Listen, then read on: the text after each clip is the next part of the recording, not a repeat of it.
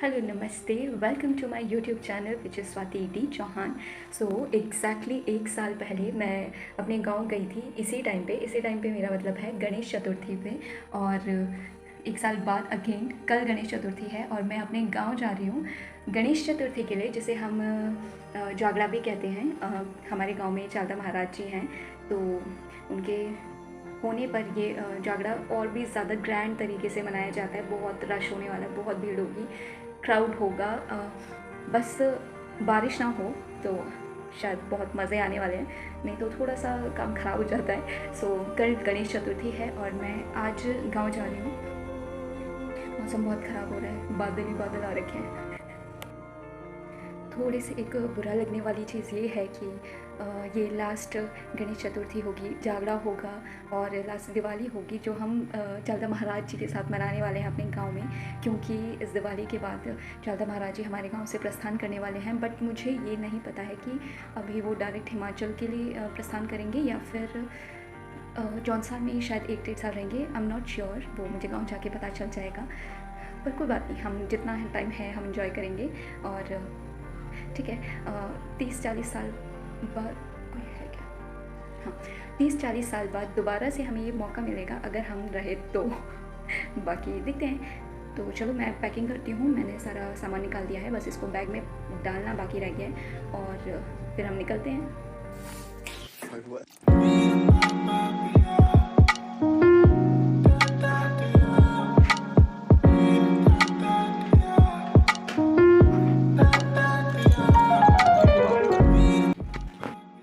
इससे पता नहीं कैसे पता चल जाता है कि ये हम लोग निकलने वाले हैं, कहीं जाने वाले हैं, या मैं ओवरथिंक कर रही हूँ। ये कुछ ज़्यादा ही प्यार करने लग जाता है उसके बाद। और इसे मैं छोड़ के जा रही हूँ क्योंकि मैं एक दिन के लिए जा रही हूँ और उतना ये रुक सकता है। इसके लिए इसका खाना पीना सब कुछ मैंने रख दिया है और मैं अपने पापा के साथ स्कूटी पे जा रही हूँ इस बार।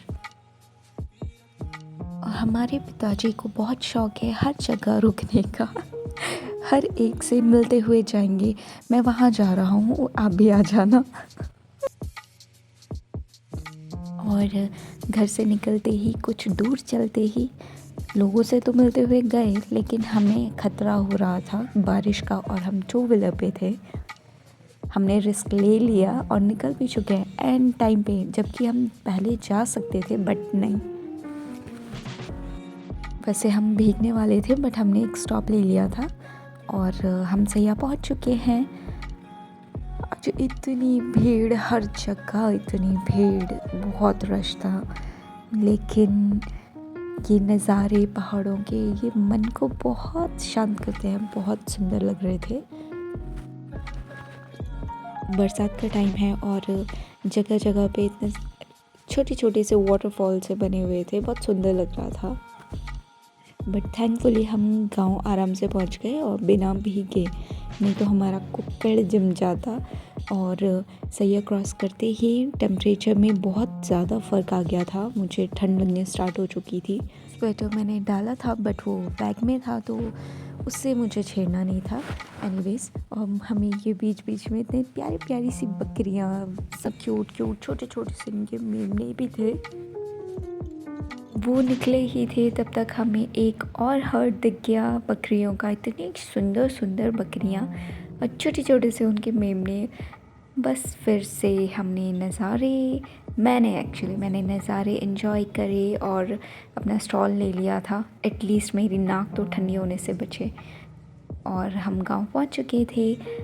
गांव पहुंचते ही फिर से सुंदर नज़ारे और शुल्कु महाराज जी को जय जय करते हुए हम पहुंचे महासू महाराज जी के मंदिर और फिर उसके बाद अपने घर। ये रहा हमारा छोटा सा प्यारा सा बड़ा सा पुराना सा घर। मैं अपना सामान अंदर रख रही हूँ, उसके बाद हम इधर उधर भ्रमण करेंगे।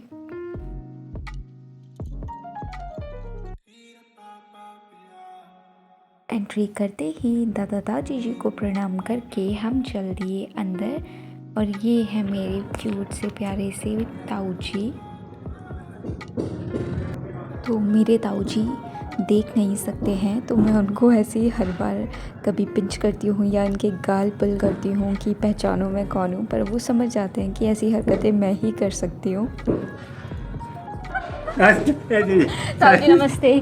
ठीक हो? ठीक है। हैं? ठीक है। बढ़िया हाल चाल? बढ़िया है। ये अल्लाह तो बाकी थी बनियान भी बीड़ी ठीक ठाक। ठीक ठाक हो? काय बोटिया एड़ा इसी काम रहेगा। घाम लग रहा? ठीक हो? ठीक है। इसको कोई फर्क नहीं पड़ता। ब्राउनी तो मैं आ चुकी हूँ छत पर और यहाँ पे प्लांट्स के बुरे हाल है। यहाँ पर फ्लावर से ज़्यादा घास उग रही है। हमारा एलोवेरा बेचारा गल चुका है पानी में, इसकी कोई कदर नहीं है।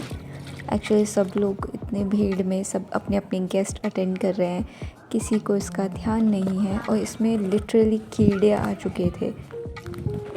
मुझे गांव में आते ही ये पहाड़ देखने होते हैं क्योंकि ये सबसे सुंदर लगते हैं और हर बार इसकी एक नई ब्यूटी होती है। तो बुआओं की मंडली आ चुकी है और हमारी बुआएं, ताऊ जी, पापा, मम्मी, ताई जियाँ सब लोग बैठे हुए हैं और बुआ कुछ ना कुछ लेक्चर हमेशा देती हैं अपने भतीजों को स्पेशली,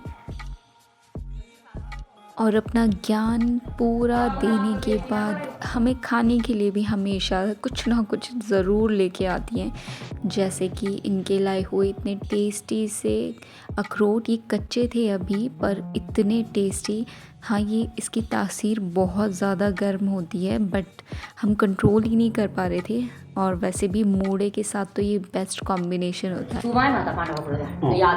तो चाय, पानी, मूड़ा, अखरोट खाने के बाद मैं आ चुकी हूँ थोड़ा सा बाहर के नज़ारे रिकॉर्ड करने, और मेरे गोद में है ये क्यूट सा मेरी कज़न का बेटा।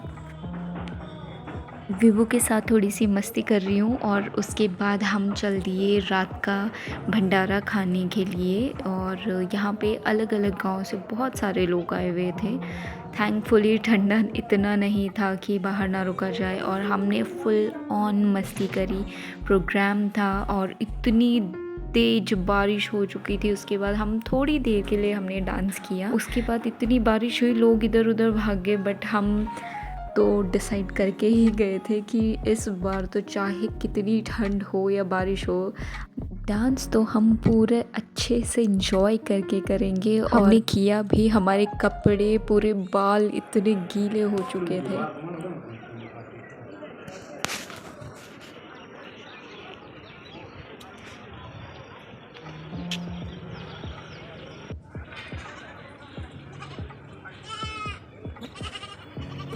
तो नाश्ते की तैयारी चल रही है और अंदर जल रहा है चूल्हा और बाहर मेरा गीज़र का पानी आ रहा है।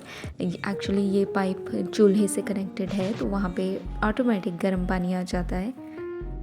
सो थोड़ी देर हम सुबह मॉर्निंग में मंदिर में दर्शन करने चले गए और दिन में भंडारा था फिर से, तो हमने प्रसाद खाया। उसके बाद हम चेंज करके थोड़ा बहुत रेडी होकर फिर प्रोग्राम शुरू हो चुका था।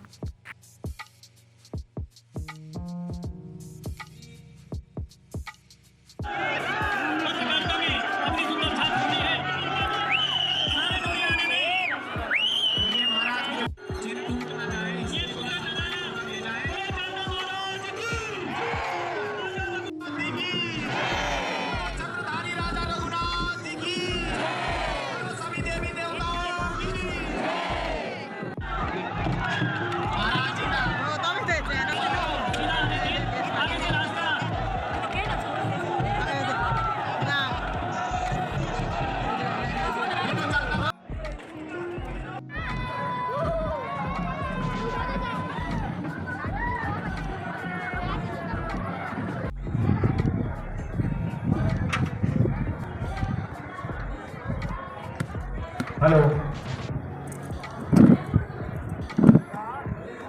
आप ओए